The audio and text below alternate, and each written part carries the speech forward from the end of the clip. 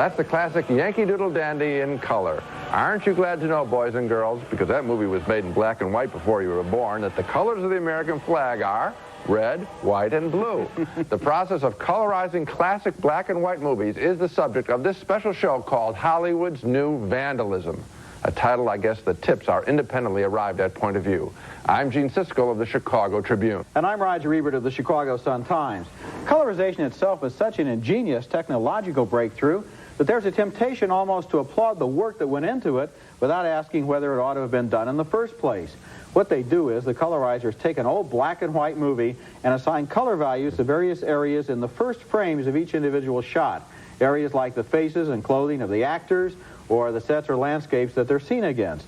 Then a computer takes over and does the dirty work, individually colorizing thousands of frames so that the result is a movie that looks like it was shot in color. Well, it sort of looks like it was shot in color. In fact, what it really looks like is it was shot in black and white, and then somebody tried to paint the black and white into pinks and blues and things, but we'll get to that in a moment. Spray can. With a spray can, okay? The two major players in the colorizing industry, Colorization Incorporated in Toronto, and Color Systems Technology, which is based in Marina del Rey, California, and which currently has a deal with Ted Turner's Atlanta Superstation to colorize 100 old MGM and United Artists classics, movies that Turner bought when he bought the MGM library. Turner recently broadcast Yankee Doodle Dandy on WTBS, his station, and some of the other classics that will be colorized include Errol Flynn and Captain Blood, so now we can see that the blood was red. Wow. Betty Davis in the tearjerker melodrama Dark Victory, sure looks dark to me. Humphrey Bogart as a killer on the loose in High Sierra. Those mountains were green, and they had rocks in them that had colors on them. And Bogart again in John Huston's classic thriller, The Maltese Falcon, and I'll bet you that falcon was black. That movie is going to broadcast on Turner Station in November. Meanwhile, the Frank Capra classic, It's a Wonderful Life, will play in a colorized version on many different stations around the country this holiday season, and it's already available in video stores. It's a safe bet that John Huston won't be watching when Ted Turner plays the colorized version of The Maltese Falcon in November.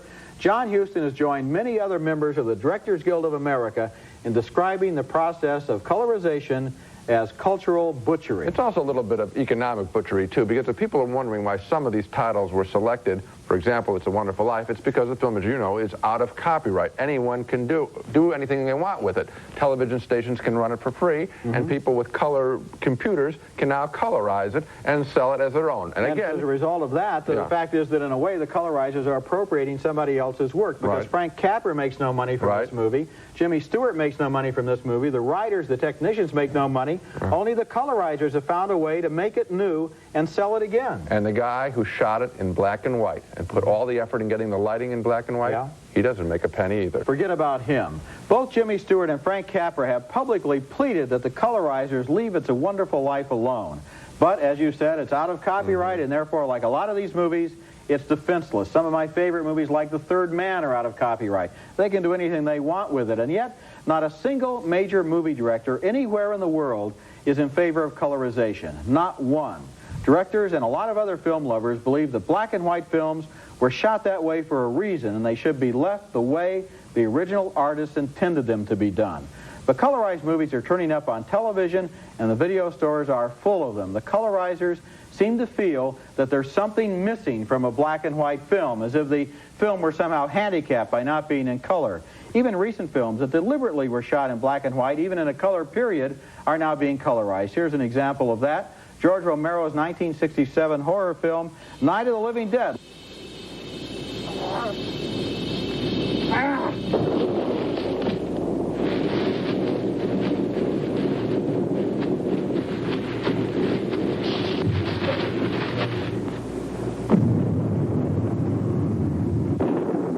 Well, looking at that leads me to the conclusion that with colorization, first of all, it shouldn't be done at all, but if they're going to do it, they should do it better. Did you notice there in the colorized version of Night of the Living Dead, the sky, the woman's dress, the tombstones, and the shirts on both men were all matching violet. They only apparently had one colorized color on their electronic palette. Well, you're exactly right. There's one point I want to differ with you a little bit. You're saying that these people in these color companies feel that there's something missing in black and white films and they have the added quality. Raj, they're not really about that. All they are doing is finding another way to play this stuff in prime time TV and make money. They don't have opinions about color films or black and white. They know that they're violating purist stuff. These are not dumbbells.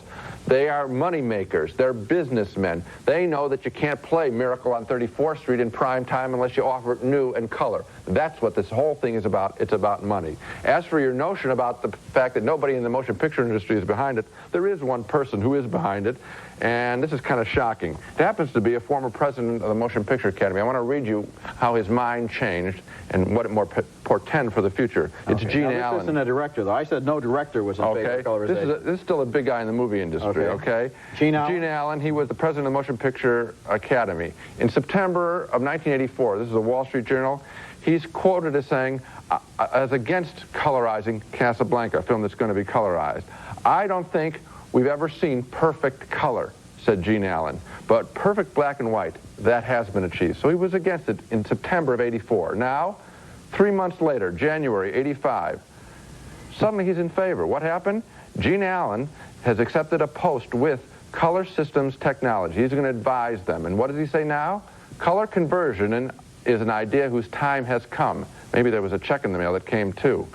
When Color Systems first approached me for advising the coloring of George Cukor's Camille, this is Gene Allen talking, I began to realize that I had a unique opportunity to protect Mr. Cukor, that's George Cukor, the director's artistic intent. Having worked with him for 18 years, I felt it was almost an obligation. Yeah, if it was such an obligation, why didn't he do it while George Cukor was alive? I can only imagine what George Cukor would say about a colorized Camille. What's going to happen, though, I'm afraid, is that Gene Allen may be at the beginning of a shameful parade of people who are going to go over to colorization because there's so much money in it. Yes, there is a lot of money. Right now, it's brand new. It's easy for everybody to say, oh, black and white is sacred, let's not colorize. The more money that's made, the more people will line up to make some of that money. And all of the studios, for example, the directors who work for the studios are against colorization. The studios can't move fast enough to sell their old black and white movies to colorization. It's a way to recycle that inventory. And you're right. You're absolutely right. It's a story about money, not about art. You got that right. Now, what if you like the new colorized movies?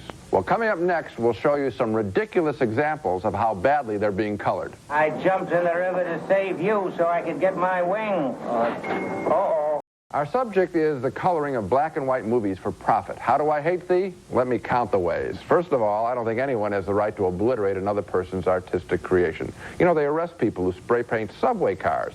They lock up people who attack paintings and sculptures in museums. And adding color to black and white films, even if it's only to the tapes shown on TV or sold in stores, is vandalism nonetheless. The power of the stark black and white image is one of the great treasures of the movies. The late, great French director Francois Truffaut told me he never wanted any film of his movies to be in color. He was forced to because his films were financed in part by European television, which knew that color films usually draw higher ratings.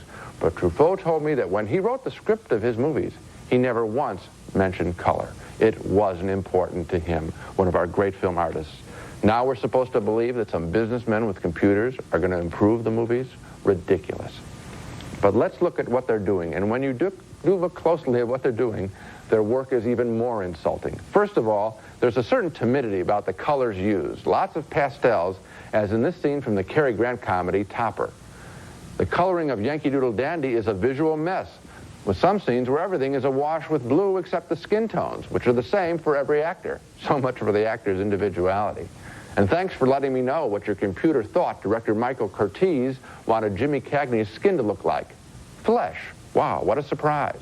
The coloring is even more laughable in the classic It's a Wonderful Life, where the computer didn't care enough to color the background of the dramatic scene where Jimmy Stewart attempts suicide. That's right. At a great emotional moment like this, it really helps us to know that his sport coat may have been a gray tweed. Thanks a lot. Surely you get the point. Adding color adds needless information at critical times. And it can often soften the impact of a performance, as in Lionel Barrymore's classic Villainous Banker in It's a Wonderful Life. In black and white, he's a cold terror. In color, look at the difference. With a navy coat and a fleshy face, he's softer, less harsh, more like you and me. Yes, the dead Lionel Barrymore is pulled back from the grave through electronics to give a lesser performance. How dare they? Coloring also stumbles when the actors move. Look at the color bleeding in the scene from Yankee Doodle Dandy. Oh, why, you can hear the colorist complaining, did Jimmy Cagney have to move around so much? Why did he have to dance? Why was he such a great artist? And then there are the classic gaffes. Look at the scene of Frank Sinatra in the assassination thriller Suddenly. What's wrong? His eyes. Old Blue Eyes is back, all right. Look at this, as Old Brown Eyes.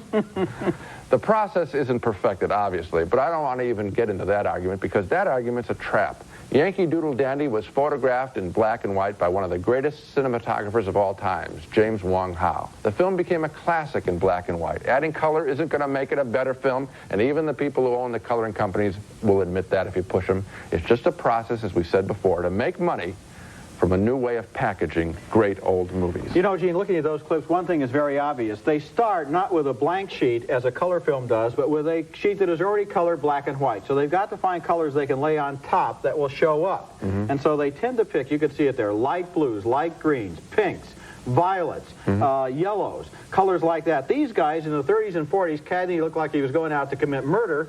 Colorized, he looks like he's going out to play golf. It's totally inappropriate. When we come back, we're going to ask a very basic question. What was so wrong about black and white movies in the first place? Rosebud. We're talking about the colorization of old black and white movies, which we call Hollywood's new vandalism.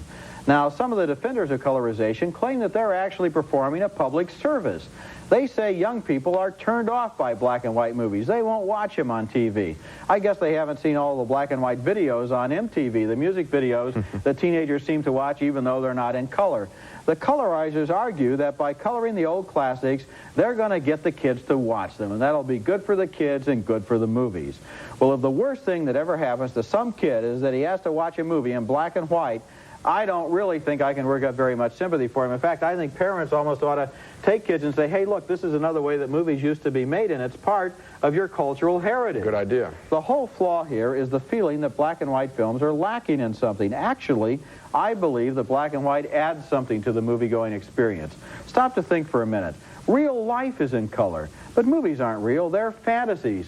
And by filming in black and white, they can sometimes be more dreamlike and elegant and stylized and mysterious. They can add a whole additional dimension to reality, while color sometimes just supplies additional unnecessary information. These days, there's tremendous commercial pressure on directors to shoot everything in color because color TV and color video rental demands it. All the same, in recent years, some of our best directors have overcome enormous pressures to fight for the right to shoot in black and white. Those directors include David Lynch, whose Elephant Man was dramatic in black and white, but might have looked like a circus sideshow in color. Mel Brooks, whose great comedy Young Frankenstein was a satire on old horror films, and so, of course, it shouldn't have been in color because the old films weren't in color. And Francis Coppola, whose teenage movie Rumblefish used highly stylized black and white and a few dramatic flashes of color. I believe that black and white is often actually preferable to color, especially in movies where movement and timing and atmosphere are more important than pretty pictures or landscapes. Color can add too much information to a scene. And for example, let's make a comparison here. Let's take a look at the big fight scenes from two recent, very well-received boxing films. We're going to start with Sylvester Stallone's Rocky IV in color. Rocky Balboa trying to stay in the middle of the ring against the big Russian. What's he going to do? Stay with him!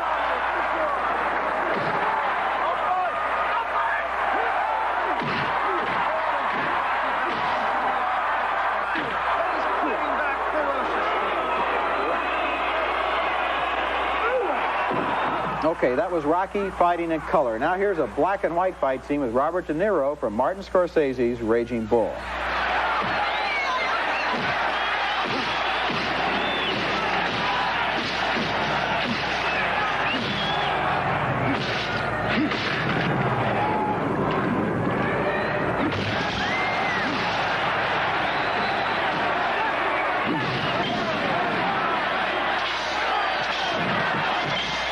Well, obviously, the cards are stacked because I'm going to say I like Raging Bull better, but the fact is I did, because there's something so brutal and direct and forceful about boxing that color just makes it too pretty. Roger, I'm going to make a blanket statement. If I had to choose between seeing all the movies for the rest of my life in color and all of them in black and white, there is no question that I would take black and white. And why? It's just what we've been harping on here a lot, which is color so often adds unnecessary information. It's just not relevant. In black and white, we can see what the damage is doing to the person. I don't need the color. I don't care about the color of their trunks, their facial tones. What I'm supposed to know is the brutality of a man hitting another man's fight. Jake LaMotta in Raging Bull was a violent man. It doesn't matter that he was a violent man who wore a brown suit. You're absolutely right, or red boxing trunks for that matter. And you know, I want to look right now at a movie that some people feel is the greatest film ever made, a movie called Citizen Kane. It was made in 1941 by Orson Welles. This is a movie that they haven't yet had the nerve to even talk about colorizing, because I believe if anyone tried to colorize Citizen Kane, there'd be picket lines out in front of that man's house at night and out in front of his office in the morning. Look at this scene and see how beautiful it is in black and white. The way the dark shadows in the scene create the mood of emptiness and loneliness and desolation in the great hall of Kane's mansion.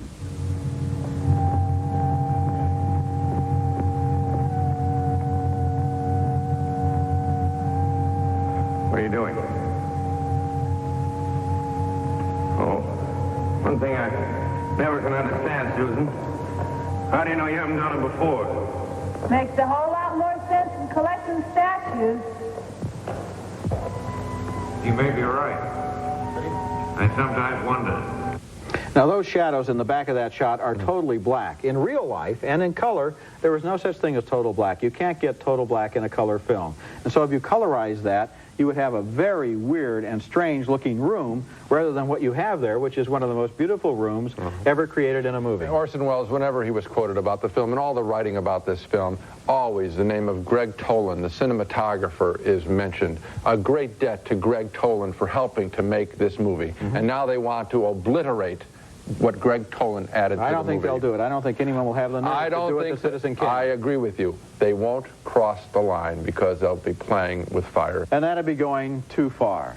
Coming up next, we want to invite you to join in a little home experiment that you can perform on your own television set. The fool's going to...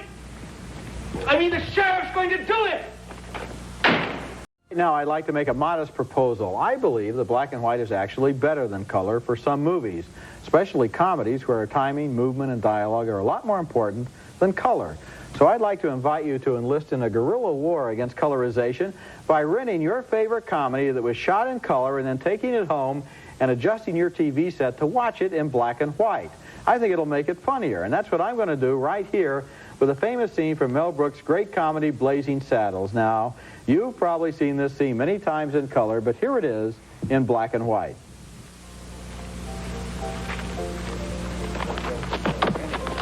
Hey, you can't park that animal over there. It's illegal.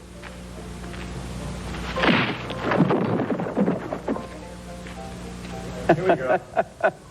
It was just as funny even when we couldn't see what color the horse was. Right. Now, I know there are probably a lot of people from the colorizing companies in Toronto and out of Marina del Rey who are sitting right now probably watching this show and saying that they're probably watching Honeymooners reruns, trying to think what they're going to do to them. But they're watching our show and thinking that the idea, my idea of turning color movies into black and white is the dumbest idea they've ever heard of. And all I've got to say is it may be dumb, but it's not quite as dumb as what you're doing. Yeah, they'd probably like to have our show in all white or all black. I want to make one sort of serious point in conclusion, because I think there's another argument that they would say is, but fellas, we're not destroying these old movies.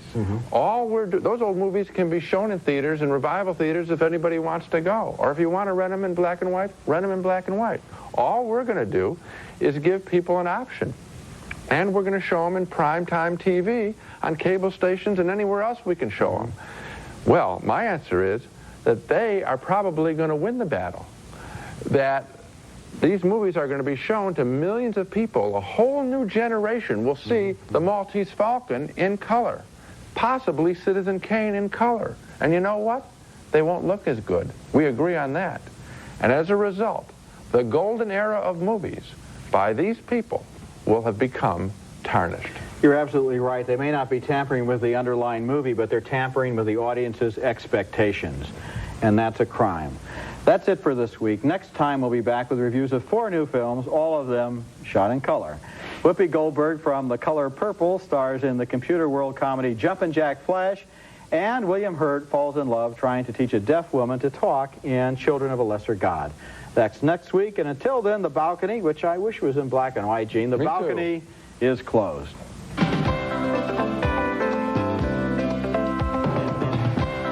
Schaefer & Sons classic pianos, organs, guitars, and drums. Instruments for all your musical needs.